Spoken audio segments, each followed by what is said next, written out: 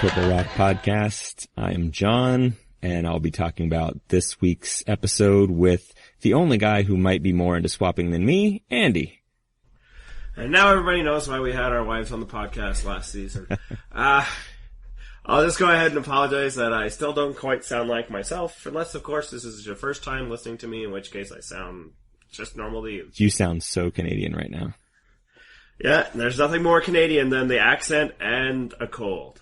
Yeah. A. And also the apologies. You're so polite. So, this was a very good episode, and I'm assuming because we're often of the same mind on these things, you liked it for the same reasons I did. Yeah, I mean, we talked a lot about swaps last season because they did one. In fact, I think we had like probably a half-hour discussion on swaps and why they're good and blah, blah, blah, and history. But this was one of the better ones. Because they now love to do random swapping, because there's no way you can criticize producers for interference in that one, sometimes it doesn't work out. Sometimes you get a situation where, like, Amber's stuck on one side, and okay, that worked out fine for her. Or just, like, basically nothing changed. But this one, everything changed. Even the time when it looked like nothing should change, it did. And that's really exciting. Yeah, it really threw all sorts of crazy dynamics into play, and they couldn't have planned it better. Like, if you had actually assigned the teams, this was the most chaos you could cause, and it worked out really well. Yeah, and it kind of gets to another question we had earlier this season about the three tribes. I think this is why they do three tribes, and then they do a swap, and then they do, a merge, is that nothing is really solidified yet. We're 5 episodes in, or at least 5 boots in. Yeah, and skipping ahead a little bit, I kind of feel like the tribe swap thing works best when you have the 3 tribes, because it doesn't give enough time for relationships to form. It's harder for there to be a majority when you can actually call this a merge just because they are going from 3 to 2. I know it bothers you, but it's technically a merge because there's less tribes than there were before. But regardless. Well, as you said, you can allow that it's a merge, but it's not the No, merge. it is not the merge. This isn't individual immunity time. Right. Like if you've made this merge, you're still not dateable yet. Exactly. You have to make it to the actual merge. But I think, so this has happened before in Cook Islands and Philippines, which were very good seasons. And then All-Stars, which was a season that happened.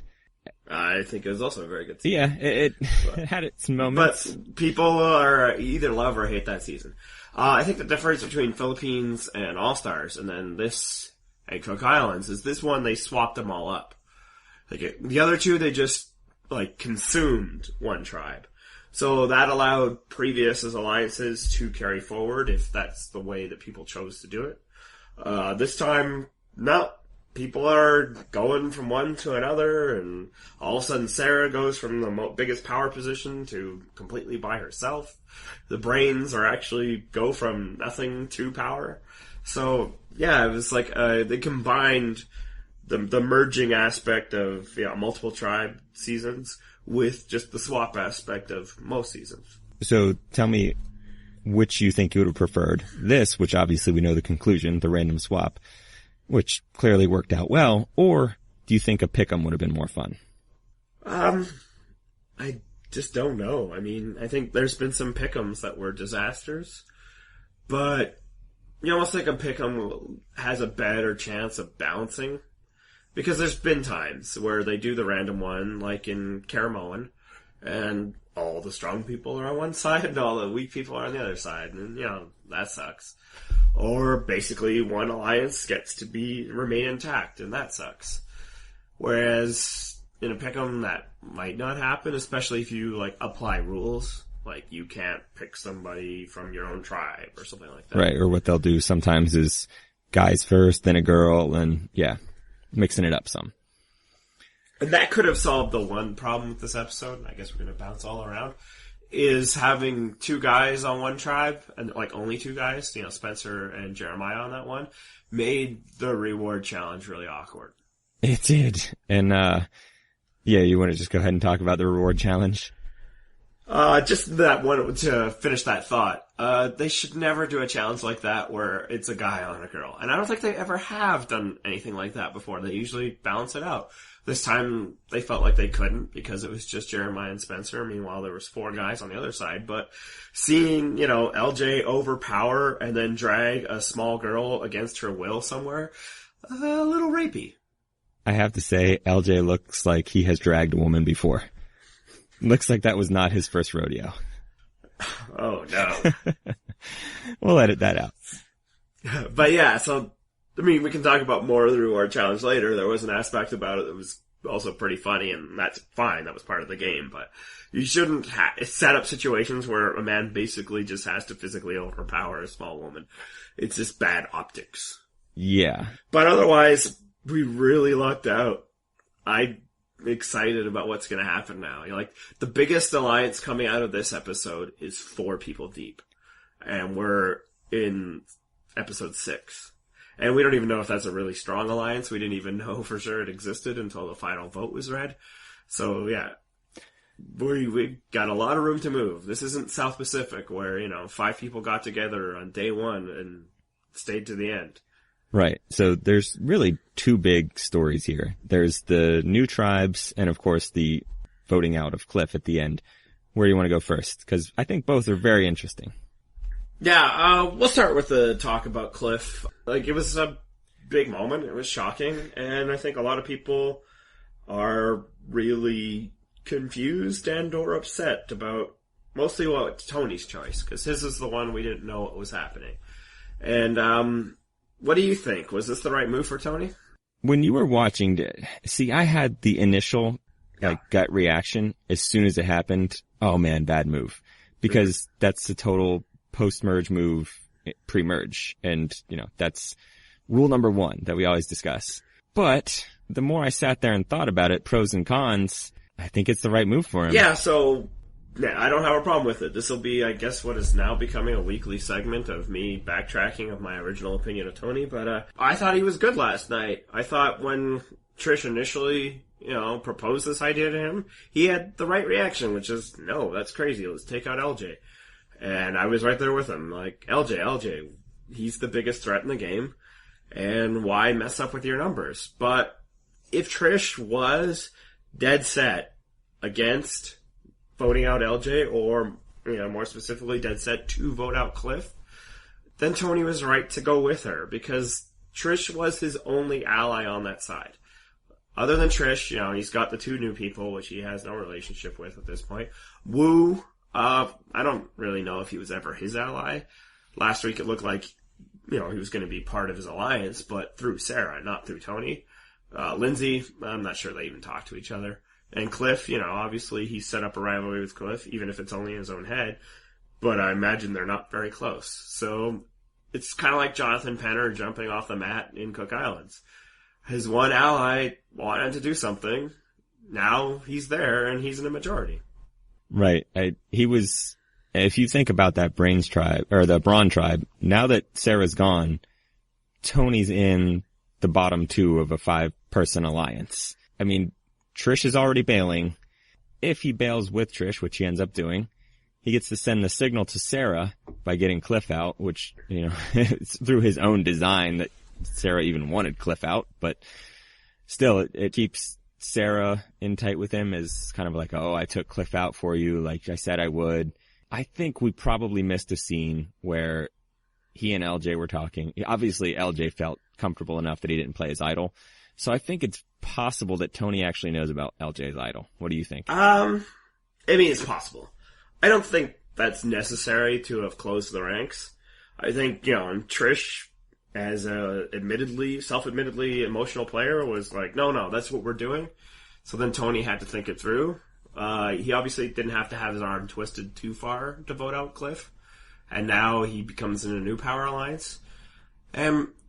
Yes, I imagine he and LJ talked at some point, but probably not for too long, because, the other tribe didn't seem all that suspicious of Tony.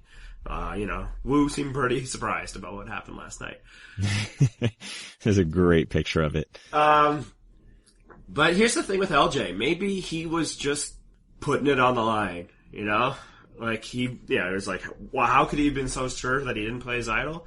Maybe he wasn't 100% sure. Maybe he was taking Trish's, what Trish was feeding him, and just decided to take a really big risk. One that, frankly, I wouldn't be comfortable with. But it's basically this, is if LJ needed to play his idol last night, then it's only buying him a few days.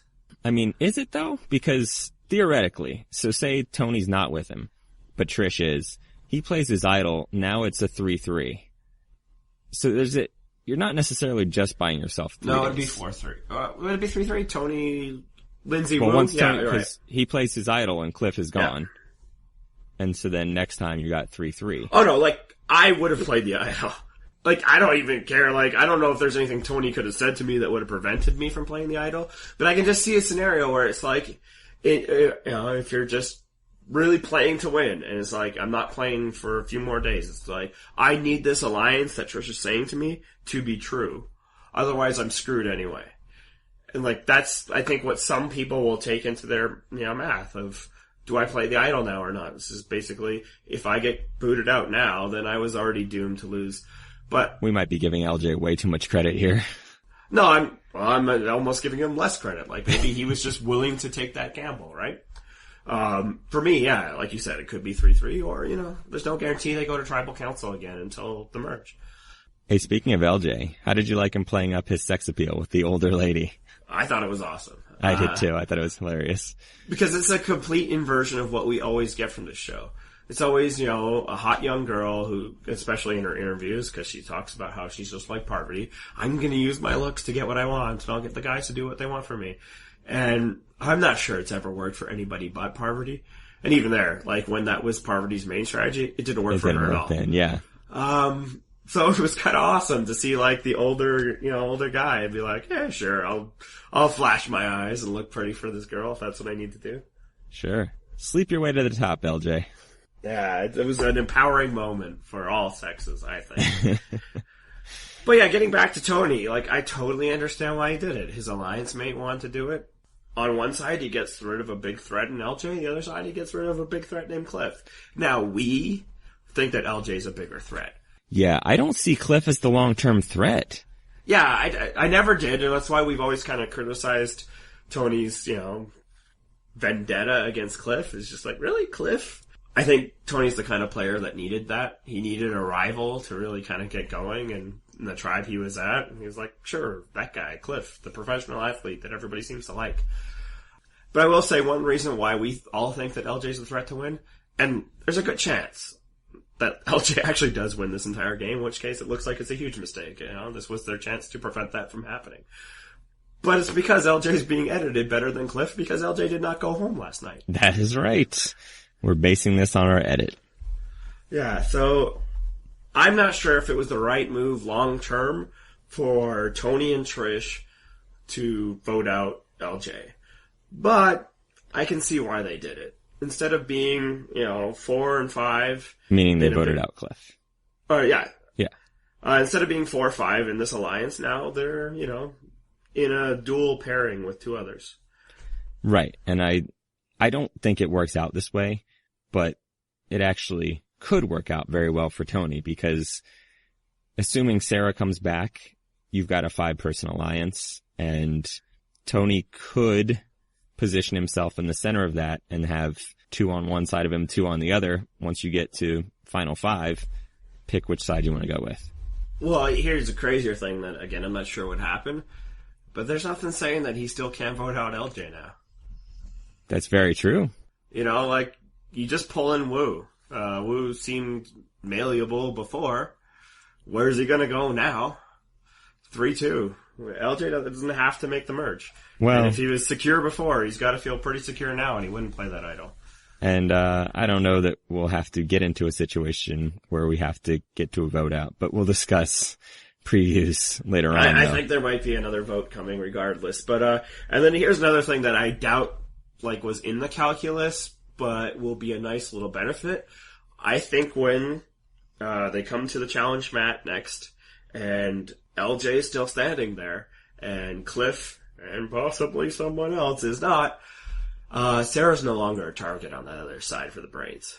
Well, let's jump into the topic about the new tribes then, because this episode for me really kind of took some more shine off of Sarah, because Sarah, and maybe it happened and we didn't get to see it because of how they edited the episode, but Sarah's move immediately should have been to go to one of those groups of three and be like, okay, well, three of you, three of them, you need a fourth, I'm your fourth. She didn't do that we saw. Yeah, who knows if it happened or not, because what we got instead was the parade of bickering beauties.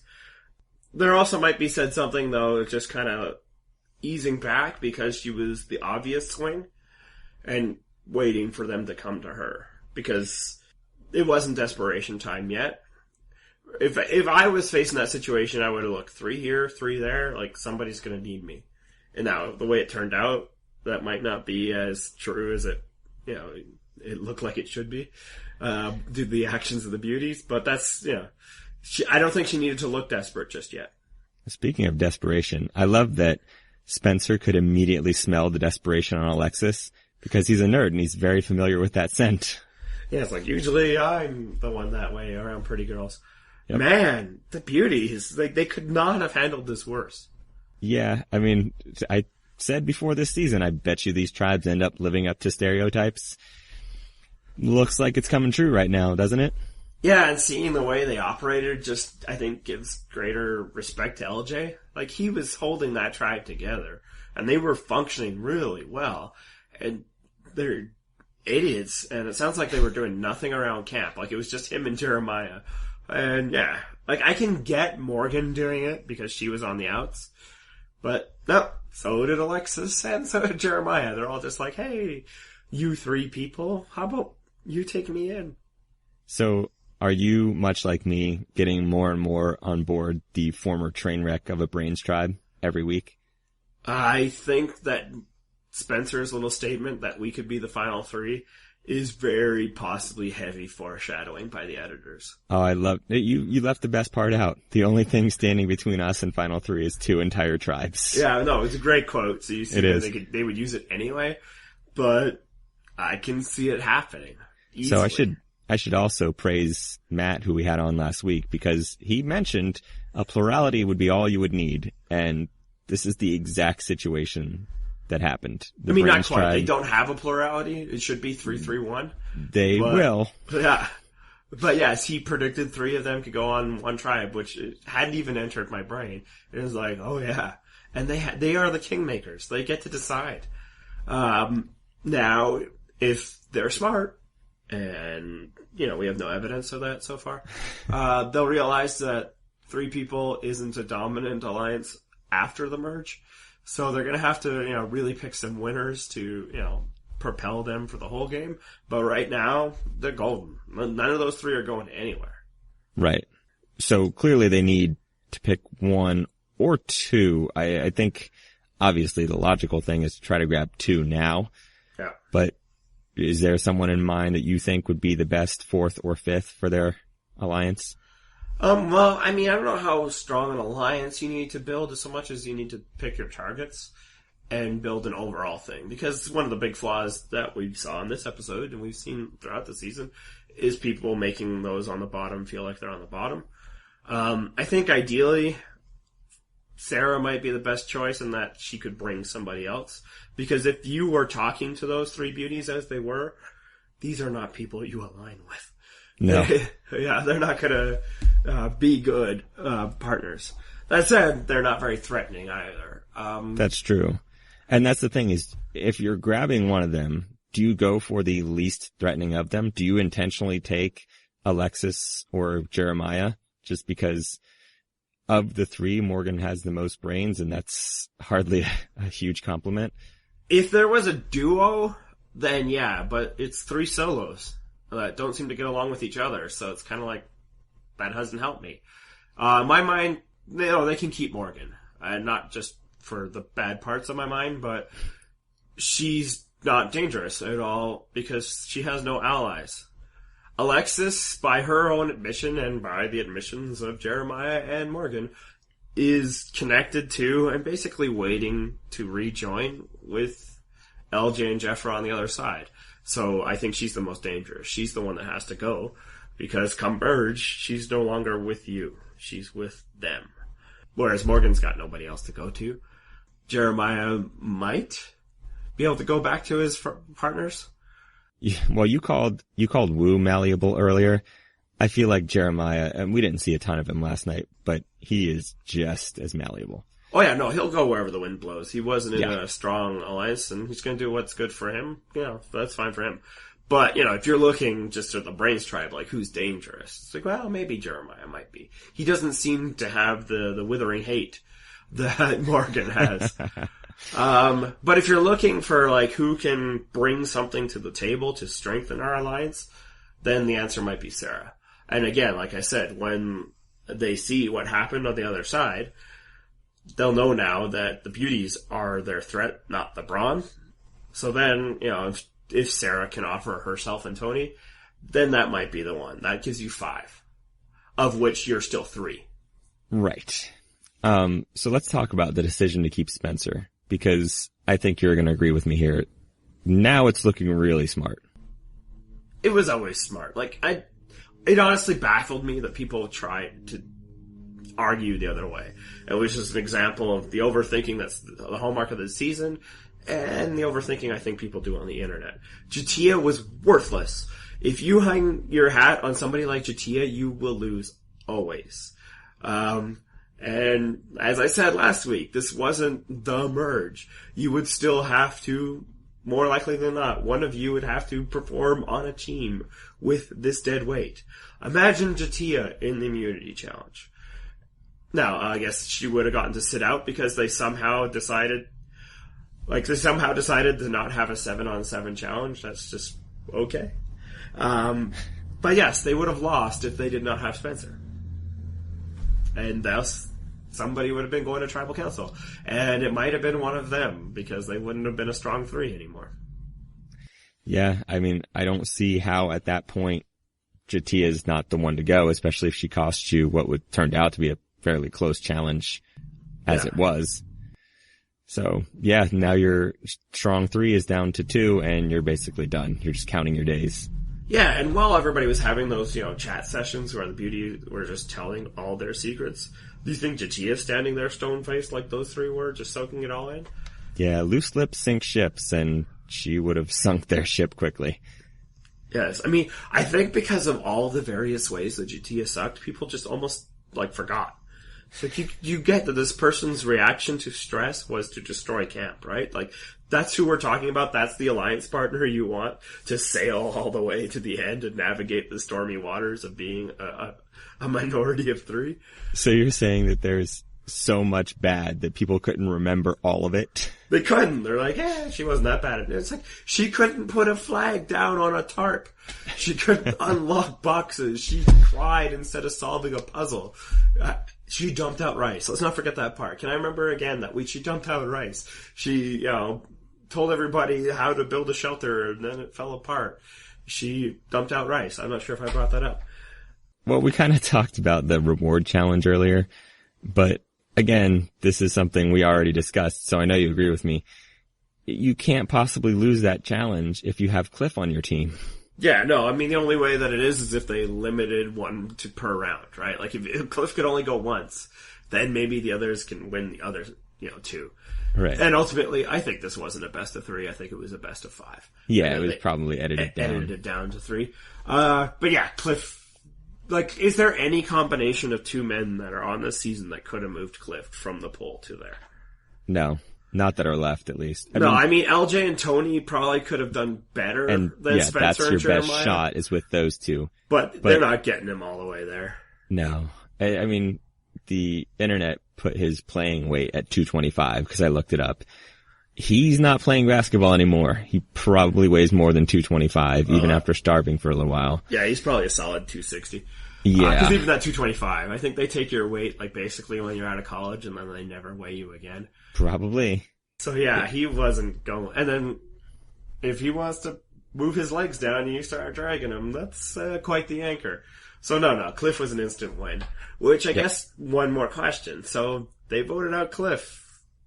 Cliff helps them win challenges. Was that a mistake? Yes, because I think the first move there is to go for Lindsay. If you're going to take out Cliff, take out Lindsay first. Right. And I think, yeah, we didn't talk about Cliff's role in all of this because, yeah, obviously he didn't have a whole lot of decision making. The decision came down to Trish and then Tony. But is Cliff to blame at all for his ouster, or is this just Tony was out to get him and finally did? I don't know. I mean, I get Tony's rationale of Cliff being too likable. I really didn't get Woo's potential rationale of Cliff being a millionaire, so you wouldn't want to keep him around. That sounds like some old school Jenna Lewis talk there. Yeah. Although clearly Woo wasn't too married to that idea. No, he clearly wasn't. But again, I don't really see the point of taking Cliff out there unless your goal is to just go ahead and lose the next few challenges. Do you think, because I kind of see this as a scenario where it's set up that throwing the challenges makes sense for Tony's group now? Yeah, I mean, we also talked a lot about throwing challenges this season and when it can make sense. And yeah, it's a question. Are we now in a scenario where there's no benefit for either tribe to win? Yeah, kind of. I was going to say just for Tony's tribe, but really for either tribe. What does it even we're probably matter? two tribals away from a merge at this point. Or 2 eliminations away, I guess we could say. And if you're now in a power position on either side, do you care if the other people go away? Or it's just like, hey, cool, we get to vote them out earlier. Here's one thing I'd say for Tony's tribe, or at least for Tony himself. Maybe you want to win one so that another beauty is taken out on the other side. So that suddenly you don't merge and they could get back together. Yeah, and LJ bails on you. Yeah. So that's more, it's not so much like you want to keep the people that are with you around. Like, you know, Lindsay and Woo could leave tomorrow and they don't care. And, yeah, spoiler alert to the end of the prediction. And then if you're the other side, like if you're Spencer and Cass and Tasha, yeah, who cares? Get rid of whoever, you know? Yeah. Win some rewards, because that's probably nice, but, you know, if you get rid of Alexis, Morgan, Jeremiah, Sarah, whatever, cool. It'll be funny to see everybody competing harder at the reward challenge than the immunity challenge. So, this is kind of the downside to the swap, is that the closer you get to the merge, the less, you know, interesting it is to keep people. But we'll see how that works out. But I will say for Cliff, in the episode, Trish said to LJ that she and Cliff never talked at all. Like, he never said anything to her. That Right. might be a bit of an exaggeration, but if there's any truth to that, then that shows why Cliff went home. And that shows why Tony was able to convince Sarah, and the way that Trish was willing to throw a challenge. Maybe Tony did a really good social job with the people that liked him, maybe Cliff did a really good social job with the people that liked him, and the others, not so much. Clearly him and Tony weren't buddies, you know, so he did not do enough to shore up Trish, and he's admitted about as much that, you know, she basically annoyed him too much for him to talk to her. That's what happens. If you don't get those people on your side, you can get voted out. Everybody in this game can be a potential threat and a potential ally to you, and you must treat them all like so, in case you're ever in a scenario where, hey, look at that, you're swapped over, and you don't have a majority without them. Right. Suddenly you might need them. So, Cliff's social game probably wasn't as strong as it had to be, because people were willing to believe things about him. Right. And almost like, I wonder if Tony picked up on that and that's why he made it up, or he made it up and it just kind of worked out that way, that people were all like, yeah, I believe that about Cliff. But it wasn't there wasn't a reaction like, oh, I'd never believe that about Cliff, or I'd never throw a challenge to get rid of Cliff. People were like, okay, yeah, sure, let's do it. Yeah. Alright, so let's talk 0% Club. Do you have any new additions this week? I have a lot of additions this week. I figured you might. I will say that, congratulations to you, Matt. You called Cliff last week. I agreed with the call, but I didn't add him to my own list. But boom, Cliff Robinson, 0%. You were right. Yeah. And did I add Lindsay to my list last week? Yes, you because did. If I didn't, I really want to do that right now. Yeah, she's on that list. You added her to your list last week, and I am adding her to my list this week. I should really be writing my list down somewhere. Yeah, so the 0% Club now, at least in terms of people that are still in the game, you have added Lindsay, I have added Alexis, and I added Tony, and I kind of wish I didn't. Yeah. I mean, I still don't think he wins, so I'm okay with it. I agree. Tony probably does not win. But again, I can still see a very unlikely scenario where he could win. Well, I'm also at the point where I think he's one of the better players this season. So it's like, yeah, I kind of wish I could just talk about him freely in that sense. So the unlikely scenario thing, it involves having Trish with him at the end. Well, absolutely. So we were asked that question 2 weeks ago. Who are the GOATs? And we just didn't have the answer yet. Trish is the GOAT. She is. And she annoys people. They don't like her.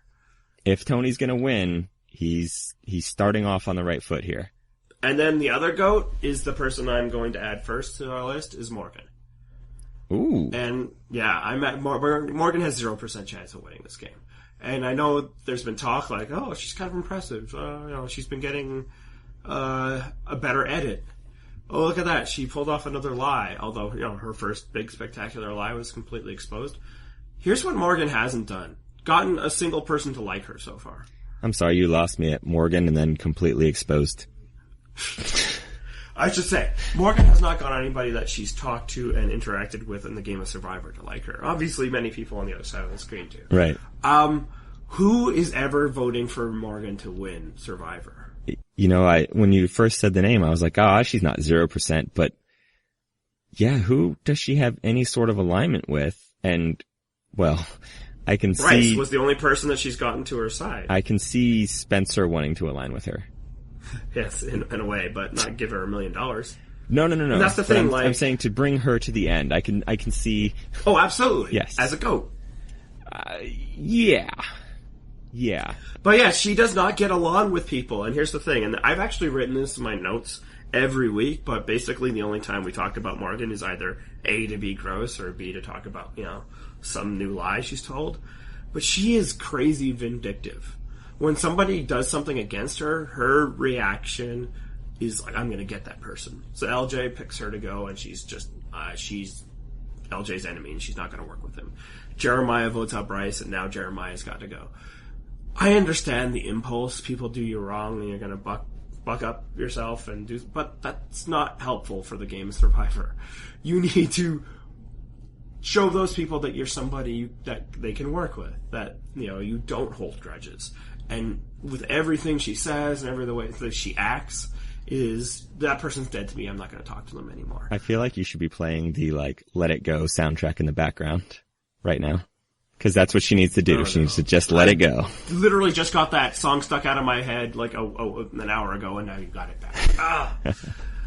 You're welcome. She could go to the end, and that could be part of her edit. I'm not saying she's going to be voted out soon. In fact, I don't see a reason why the brains should. But the game isn't get to the end. The game is to convince people that you deserve money, and there's no way she's convincing this set of people that she gets the money. Like, people that she's already not made friends with will be on this jury. Like, LJ's not giving her a vote. Alexis isn't giving her a vote. You're starting to convince me. I almost want to add her to mine, but I actually have another one that I don't know if you'll be on board with. Go ahead. I'm gonna throw Wu on my list. Yeah, no, he's on. I was gonna say him too. Okay. Wu ain't going nowhere. I mean, Wu, again, he might not go away right away. He might make the merge. He might win some challenges. But no, there's no reason. Wu is not playing the game of Survivor. No. Wu is playing Island Adventure. Yeah, and his comp of himself to Ozzy, all the more reason to add him to the 0% club. And sorry, I kind of do what I do there, and I talked all over you. But what are your other reasons for adding Wu? There's nothing else to say about Wu. I mean, he's not a very compelling character. I don't see him having great bond. He's probably likable in the sense that nobody is totally annoyed by him and can't stand him. But at the same thing, he's not striking up these strong bonds with anybody. I just don't see him getting the votes at the end if he makes it to the end. Yeah, I also don't see him getting to the end, unless he goes on a crazy immunity tear at the end. And, I mean, here's the thing that a lot of people are talking about now, that no one wins every immunity. Even Tom Westman didn't win one. But it's not that you have to win everyone, it's that you have to start winning once people are ready to get rid of you. Right. And, Wu might not be the target, day one of the merge, so he might be able to get through a few that way, and then go on the end run, Fabio or General Maresca style. But No, it's not happening. Wu is not a character that's going to win this game. And then the other name I'm going to add, and again, I already added Lindsay for the same reasons why you did, and additional reasons that we'll talk about at the end of the show. Trish. Trish has 0% chance of winning Survivor. Yep. I'm going to second that one as well. Our club is starting to look mightily similar here. Yeah, well, I mean, this is the episode, right? We now kind of have a better idea how the rest of the season's going to go. We've seen enough of these people. If somebody was going to emerge, they would have emerged at least a bit. And, there's still a few characters out there that probably aren't going to win that we haven't added yet. Because it's like, I'm willing to suspend a little bit of disbelief and see them. But, the people we talked about now are not going to go. Right. And I'll say that Jeremiah is close to 0%, but he's not 0% yet. Yeah, I can still see a path for victory for Jeremiah. It would be a tough one. A very tough one. Here's the thing, nobody seems to be impressed by Jeremiah. I think you're at the top of that list. Yeah. But I don't think he's actually done anything wrong. He just talks funny, But right? what has he done right? He picked the right side when he had to choose between the Bryce and Morgan and the other side. He competes well enough. So, let's see if he survives this. Those are very thin reasons. So this is what I'm saying. Oh, yeah, no, it's thin reasons. But here's the other thing. Nobody else, if we were going to do, a who do you think's going to win? LJ is in the best position, but he's also, obviously the biggest target. And I don't have a second place. So, this game is still way up for grabs in terms of winning. There's just a lot of people now that can't win.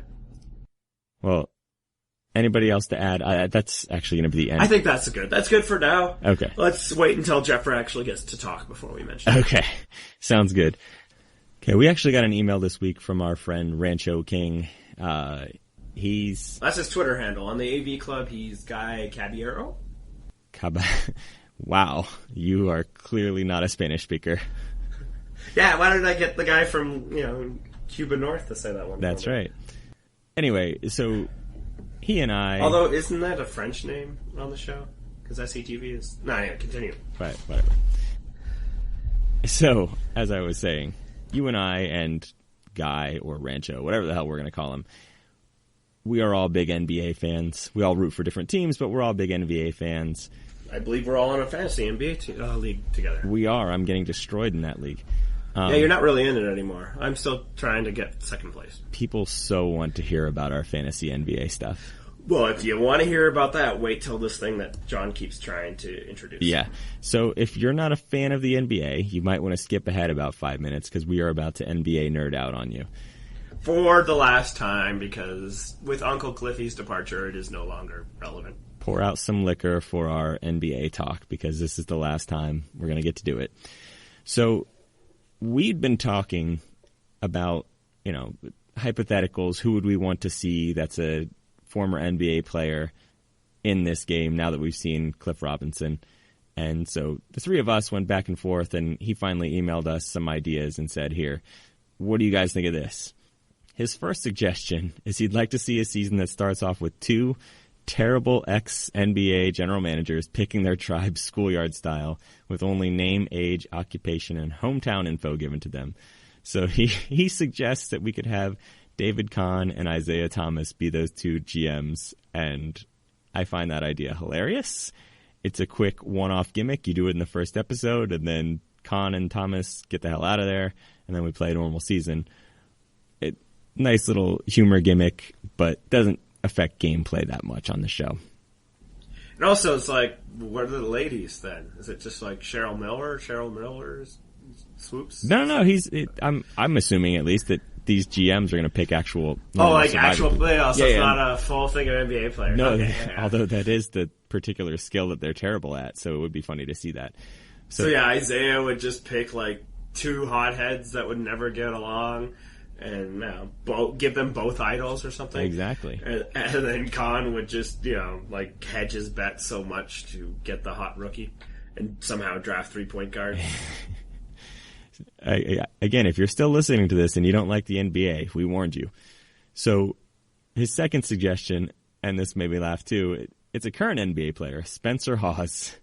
He says, he's a huge Tea Party douchebag that has good villain potential. We still boo him in Sacramento because he was overly excited about the Kings going to Seattle. This would be hilarious, but when you and I were discussing this, we were not using current NBA players because they basically out-earn the grand prize of Survivor, so it makes no sense whatsoever. Not that any of these picks that we're going to make sense whatsoever. Yeah, I mean, no active athlete could actually participate in Survivor, not only because they could not take the time off, but it would violate a contract. I mean, okay, maybe Jeff Kent would do it and then pretend he just got hurt washing his truck, but everybody else would not be able to violate their contract. Yeah, I got all these bug bites from washing my truck. That's right. That's why Erin from Tocantins couldn't bring her NHL player loved one and come on, Blood versus Water. Right. So the third suggestion that he had was, and I like this one too, Gary Payton. He says he would be very entertaining and super competitive in challenges. And he says bonus points if we can somehow pair him with Chris Webber. I like that one a lot because Gary Payton is a very entertaining guy. He'd give you the good confessionals, and oh my God, that guy was known for some smack talk. So it would be fun. Yeah, I was thinking you thought Jervis last season was really bad, talking smack at the end of that one challenge. Gary Payton would be far superior to that. Yeah, Jeff Probst would be calling technical fouls. So his final suggestion, we told him, we'll each give 3, but he actually threw in a bonus one that made me laugh as well. He says, I would love to see a referee on Survivor 2, like Joey Crawford. It's a high-profile profession, so it'd be interesting to see how that plays into the other castaways' perception of that person. Personally, as a Heat fan, I would find it hilarious if you had, Bennett Salvatore on there. But aren't Bennett and Joey 100 years old? They are. They're really... Well, come on. They could beat Bob Crowley's oldest winner record. Joey would still find a way to kick Jim Duncan out, even though he isn't even there. Exactly. So referees, especially those two, are known for being obnoxious. No, look, if they're going to get an NBA referee, again, I know active one would do it. They're too busy. But you get a former NBA referee, and I bet there's a guy who needs the money. Probably. Tim Donaghy. Yeah, I feel like that guy might need some money for bail. Yeah. Problem is, he would throw it to the winner, right? He'd be like, hey, give me a cut. Yeah, exactly. All right, so I want to hear your 3. All right, well, we'll do them all at once. We'll spread them out. Sounds good. You go my first. So what we'll do? What I was thinking is we'd pick who we think would be good in the vein of Cliff Robinson. We were excited. Who else would we like to see? And then we'd also pick somebody that would be the worst former NBA player that you can come up with. And in our pregame one, we already talked about Allen Iverson and made jokes. It's if you thought Jatia was against practice, imagine Allen Iverson. But my first one was almost plausible. Because what I was thinking is, so I was thinking, who is the most famous NBA player they could get? And my thought was they could probably get Scottie Pippen. Because his manager stole all his money. That's true. Scottie Pippen was known for having just terribly negotiated contracts and poor financial management. Yeah, I think he's basically broke now. He was basically ripped off and his manager's going to jail. So, that's not funny. Yeah. But, Scottie would be pretty amazing, right? He's one of the best athletes ever in the NBA. He still seems like he's in good shape. I think he, went to North Korea with Cliff Robinson and Dennis Rodman. I actually think that it would be funny to, again, rub it in the financial pain. Antoine Walker would have been a funny suggestion here, too, but I thought of him, too. I didn't pick him. And I was trying to figure out what the 4-point joke would be. But anyway. But yeah, it would be so funny because Scottie would be out there and he'd be dominant in so many things. And then every confessional would be some bitter, normal person be like, he doesn't need the money. Oh, little do you know. Yes, he definitely needs the money. Okay, so are you going to do 2 good picks? You go with one and then I'll go with my next. All right, so I'm gonna save my winner for next because the other one is my 1A and 1B. This is my 1B. Muggsy Bogues. Oh my God, that was my pick! What are the odds? Oh! I should have started with Muggsy. Muggsy is a funny guy. He's 5'3", so no one would even know if they weren't a big basketball fan that he was a former NBA player.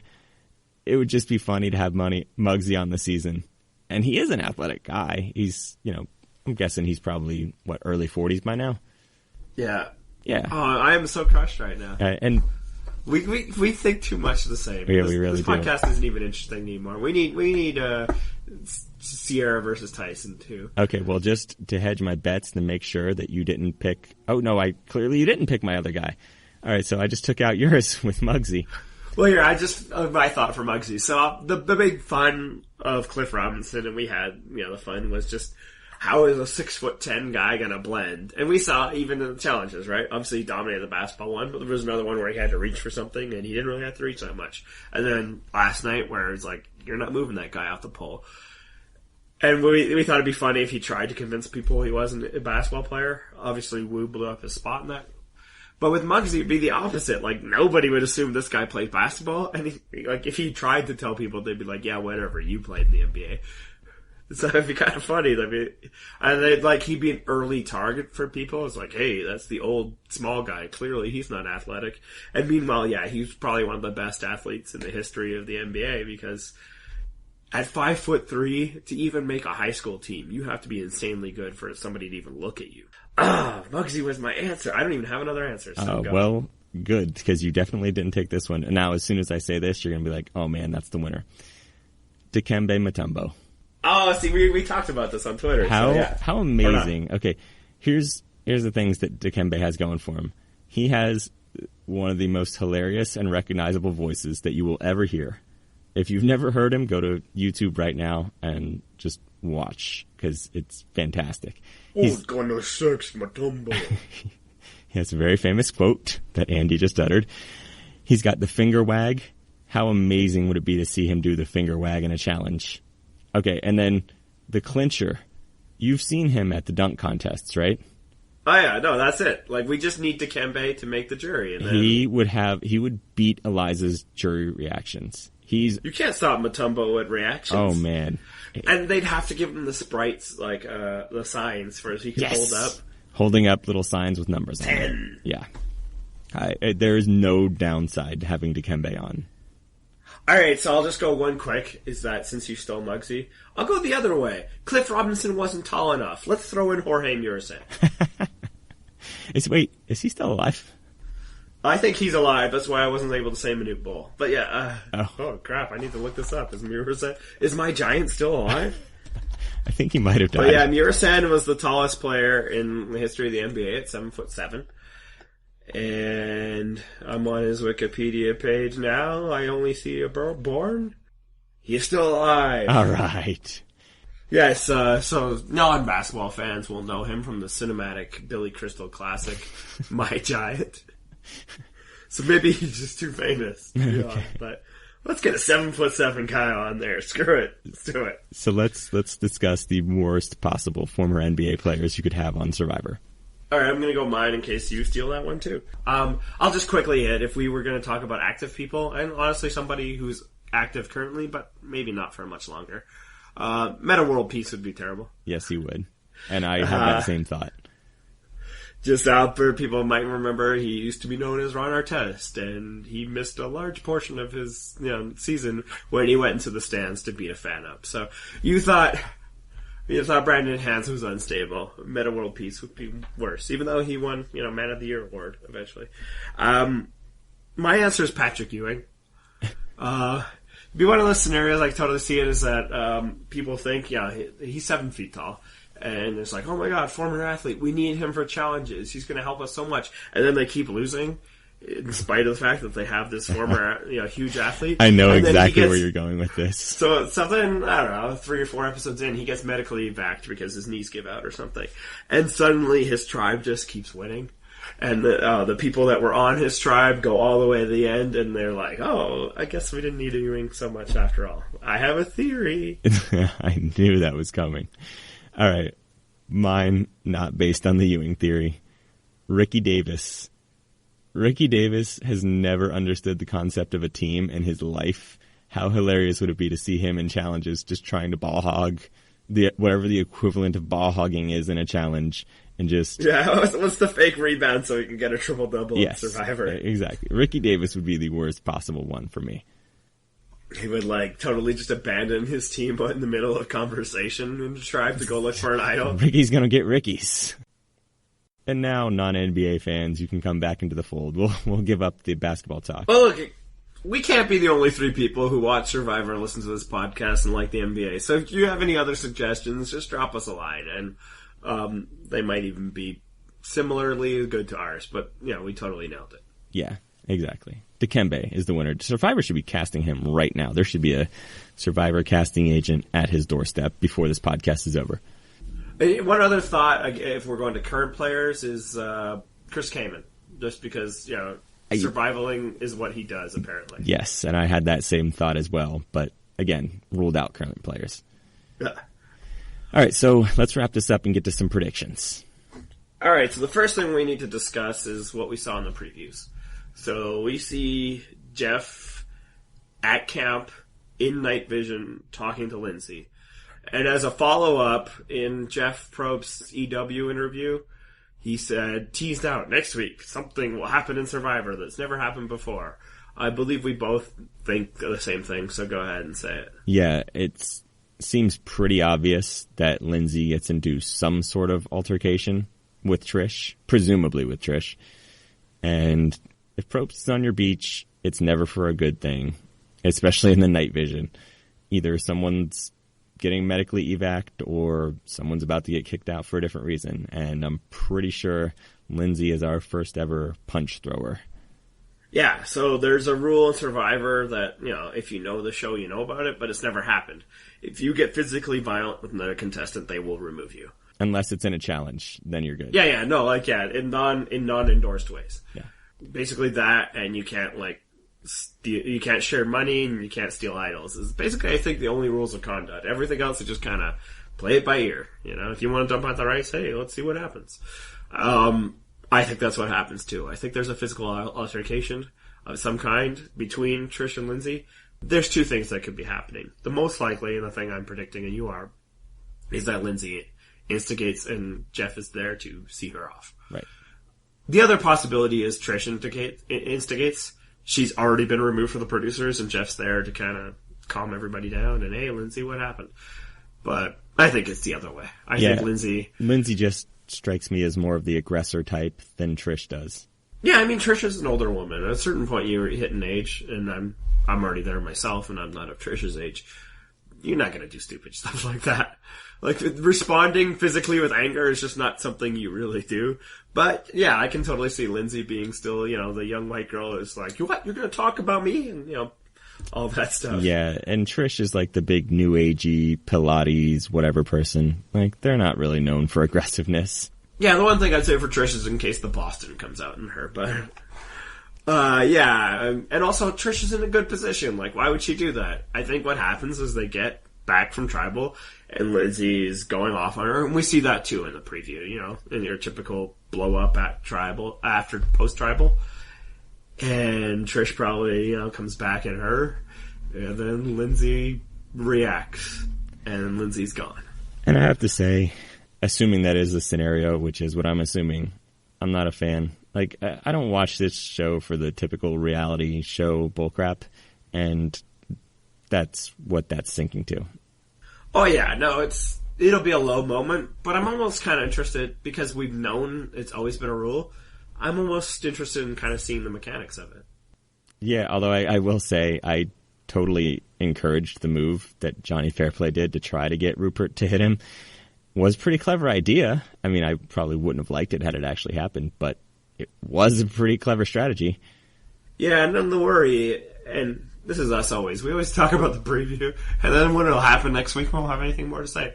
Although, since we're always the last people to weigh in on Survivor, at least we get to beat them to something. Right. I'd hate this to set precedent in the way that is rice dumping now a thing? That could be sucky, but... So yeah, we both think that'll happen, but I think that'll happen in the first 15 minutes of the show. I think they're still going to have a full show with, immunity challenges and eliminations anyway. Okay. So I think we still have to do other predictions. Are you prepared for that? I wasn't prepared because I assumed that Lindsay was going to be going home, but I didn't take into account that she could go home right away. Yeah, I think this is immediately post-Tribal, and then what are they going to do? Just show people hanging out for a bit? They usually build in that if we have to do a double elimination, we will. Now, this is an 18-person season, but, they can stretch. So we'll start on the other side. If the other side loses the next challenge, and, basically the way this one just fell apart with Cliff, and we're predicting the elimination of Lindsay, that's a little less likely. But I think the target, and I said it earlier, they should vote out Alexis, just because her social connections are the most dangerous thing to them. That said, I kind of think Cass and Tasha will just be like, let's get rid of Jeremiah, he's the bigger threat. So my prediction is that they get rid of Jeremiah, and then poor Spencer is the only guy on that tribe. Okay, I'm going to go with them getting rid of Morgan. Alright, and then if the other tribe stays losing, the obvious vote now would be Wu. He'd be the only one that's not in that alliance of 4. I do like the idea of then Tony just taking Trish and Wu and saying, hey, now it's the time to get rid of LJ. But I'll just stick with Wu. Yep, same here. Alright, so we're both pretty confident that Lindsay gets removed. We both think Wu would be the next to go in an actual vote if that's the case. If somehow we're wrong and that doesn't happen, then yeah, I think we both predict that Lindsay would be the first person voted out. Definitely. But we're not wrong. We're not. And then, yes, Jeremiah or Morgan. All right. And at some point this season, we'll get around to talking about the giant Medea in the room that is the Tyler Perry hidden immunity idol. Well, here's the one thing I'll say about that is there's still 2 idols, in possession right now that don't look to be needed to be played anytime soon. Wouldn't it be hilarious after all this talk that they just basically have to wait forever to put that one in motion? Yeah, and I can foresee a scenario where we see a tribal council with a whole lot of idols being played at once. All right, so let's get to some ways that people can contact us. I think the most active way and the most fun way is through Twitter. So if you're on the Twitter machine, you should follow us and leave us messages at Purple Rock Pod. I'll say that John mostly is the one that talks about that. I read them.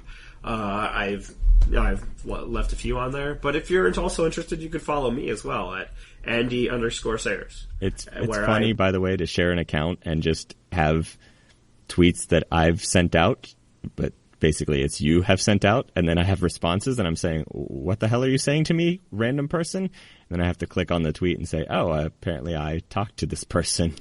It's the fun of social media. I'm still waiting for the point where we just totally start screwing with each other. Well, this happened a few times. It also happened where we both said the same thing, but at 5 minutes apart. Yeah, repeatedly. That's happened, I think, on at least 3 occasions. Which is why I've kind of let you run with it. You can send us an email at purplerockpodcast@gmail.com. You can give us a voicemail, JR Purple Rock on Skype. And you can subscribe. We are hosted at purplerockpodcast.wordpress.com, or you can find us on iTunes. And you should definitely subscribe there and leave us fantastic reviews, 5 stars, and talk about how sexy we are because you saw us on our YouTube debut last week. We should do that again sometime. We should not do that again sometime. Simply because you don't have to edit when we do that. I do like that I don't have to edit. That was the main selling point for me. But really, the reason that we don't do it all the time is just I won't even go into the logistics. But let's just say that it's not always possible for me to do that. So do you think you look better when it was the side of your face or when it was just the Purple Rock Podcast logo that showed up? I didn't even realize that, because when I was recording, I kept seeing my face. I didn't realize I was going Purple Rock on you. Yeah, and actually when we were talking, that's how it was. And also, when I was recording, it was showing my screen as widescreen, and yet I looked like I was on a camera phone. So we'll figure that out. But yeah, we've got a good season of Survivor, and we'll see what happens next week when something happens that's never happened before. One thing that will always happen before is that you'll get to hear us talking about it. So tune in then. And theme music.